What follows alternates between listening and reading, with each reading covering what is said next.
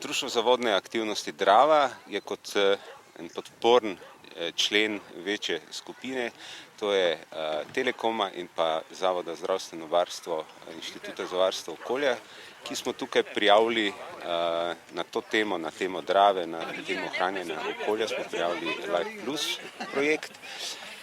Mi tukaj asistiramo ta Life Plus projekt, pa je namenjen predvsem promoviranju Drave kot naše naravne vrednote, kot ohranjenega okolja kot vrednote in pa seveda želimo pokazati, kaj vse imamo okrog Maribora.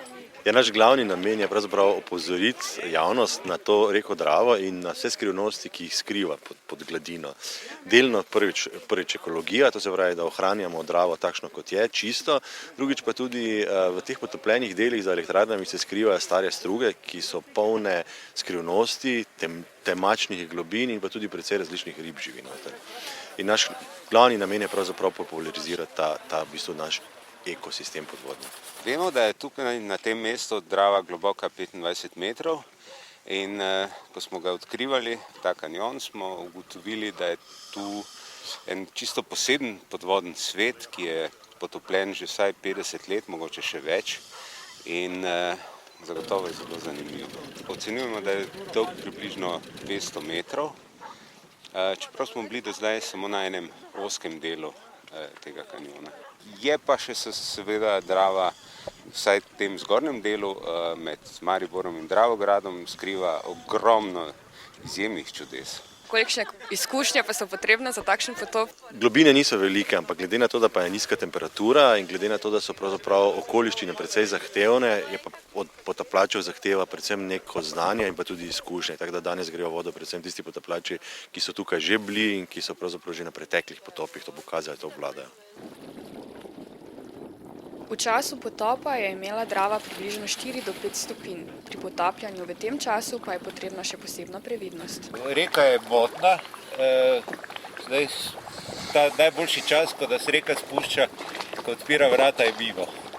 In zdaj postaja botna, zelena, alge se pojavljajo v velikih jezerih v Avstriji, začenjajo rast alge in je konec potapljaške sezone. Imam eno naročilo dole, da 4 velike barjere se danes ženijo, pa bom se postal gledal, kaj takega. Pred enim tednom je bila veliko lepša, tako da kar se tega tiče, smo imeli malo smole. Drugače pa po pričakovanju polno rib, se pravi mrene na kupu, na velikih kupih, tako zložene ena zraven druge in ogromno jih je, velike so. Pač so v tem stanju hibernacije, nekako bi rekel. Čeprav zdaj se že malo bolj prebujajo, zgleda, da zaradi tega letajanja snega oziroma ledu. Na najglobljo točko Drave sta se podala 2 para potapljačev. Potop pa je v povprečju trajal približno 30 minut. Tam so luknje, ena zraven druge in pač je zelo razgiban teren, taki kanjončki so, tako da ponekod je malo globlje, nekaj je malo bolj plito. 23,8 je pokazal globinometer.